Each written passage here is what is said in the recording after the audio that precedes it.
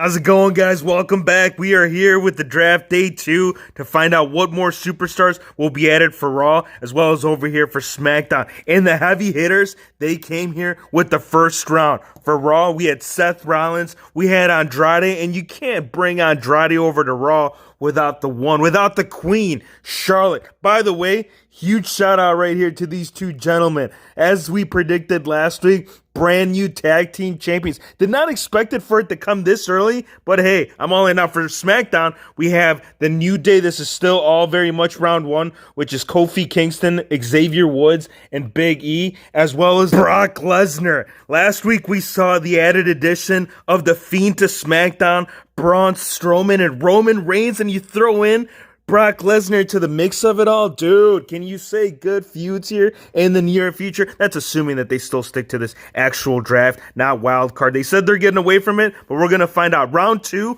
for SmackDown, another big acquisition. We have Daniel Bryan. I guess it's not really he was already on SmackDown. A lot of these draftees, that's one thing I want to point out, you guys, is that a lot of them were already existing superstars to that brand. Though you'll see a small handful that were added new, and that goes the same right here for Bayley. So Bayley, round 2. Now for Raw, here's the new one. We have Alistair Black. Alistair Black, I know Paul Heyman, I think it was Paul Heyman. There's a big name in Raw that wants him over here. They want to work with him, kind of develop him more than what he was doing over here. So this, very excited. We also have Rusev. And knowing this, now that Bobby Lashley, we found out last Friday that he's also on Raw, I think, Lana, it would only make sense to have all three continue that storyline and see what's going to end up happening here with the Bulgarian Brood. The Buki Warriors right here, they are joining the brand Raw, and this should be pretty interesting because seeing her along with Charlotte and the Man, dude, the mixture, like if they were to be thrown into a triple threat, I can guarantee you, man,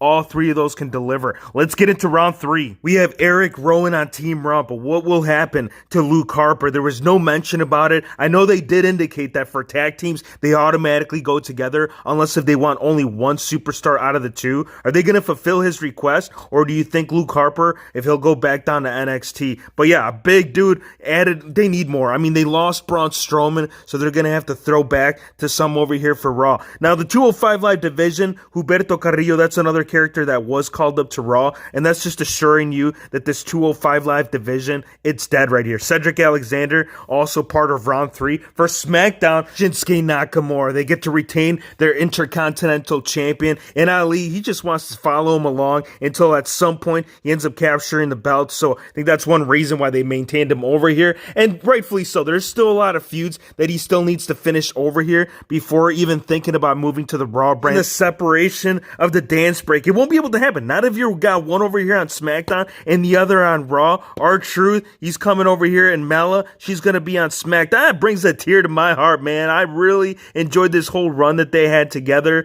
How would they have it? I mean, look, if you're 24/7 champ, obviously you can go from one arena to the other, or for that matter, it could occur anywhere. So who knows? We might still see a continuation if he does manage to retain this 24/7 champ. That'd be the only way. Buddy Murphy and Jinder Mahal also right here on Raw. And the last two right here, we have the glorious Bobby Roode and Dolph Ziggler. So they did get to stay together as a team. Let's clear these back up because we have a couple of more rounds left. Right here for round 5, we have Samoa Joe, Shelton Benjamin, and Akira Tozawa for Team Raw. For SmackDown, we have the new addition of Baron Corbin and The Miz. Final and last round, we have Rey Mysterio coming over or staying over on Raw, Titus O'Neil worldwide, and the figure that we still have yet to get of its packaging is Ruby Riott, and that's assuring you that her and Bray Wyatt, it's not going to happen. And then the last two for Team SmackDown, we have Shorty Gable and we have Elias. My favorite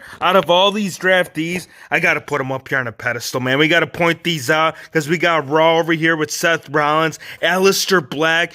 Big talk about him getting a big push here with him being moved over. R-Truth, we already know how entertaining, like apart from The Fiend, he's the other man that has stood out with the most amount of views on YouTube. Go check out their page, man, on WWE. All those 24/7 clips, all huge shout out and a big thanks to R-Truth. And then on SmackDown, as we mentioned, the Beast Brock Lesnar, I mean the fatal 4-ways that we could see, the triple threat match or the one-on-one singles. I'd love to see him against Shinsuke Nakamura. Love to hear as to how you guys feel about it. What were your favorites, man? Do you think Raw got the best end, or do you think SmackDown, all these new changes, if this is going to help out over there on Fox? I want to thank you guys for watching. Be sure to hit the subscribe button if you're new to the channel, and we'll see you on the next one.